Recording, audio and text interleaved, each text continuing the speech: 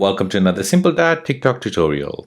In this video, I'll show you how to use this effect where you can basically point your camera to someone and make that person or that object dance like as you see on screen. If you're new on the channel and you want to find out more about your iPhone, your Android phone, or any other social media apps, then go ahead and hit that subscribe button to become a part of the Simple Dad community.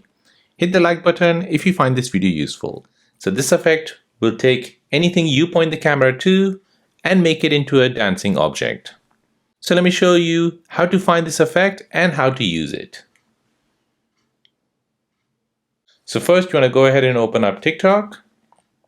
Next you want to tap on search, and here you're searching for Dancers Generator.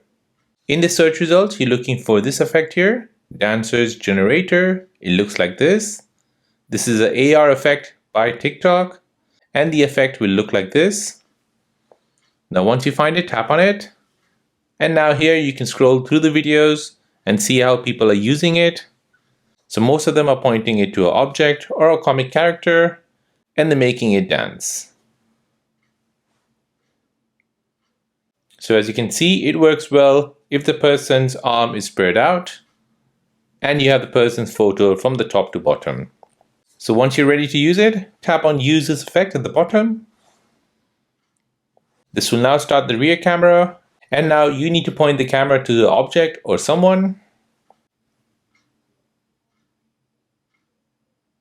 And now you have some dancing figures on screen. So you'll have about 6 to 7 figures dancing around, and they'll all dance with different dance moves. You're able to customize their location one by one by selecting them and moving your finger up and down. So there you go, that is how to use the Dancers Generator effect on TikTok.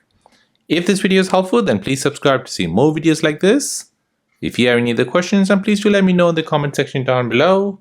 Thanks for watching and see you in the next one.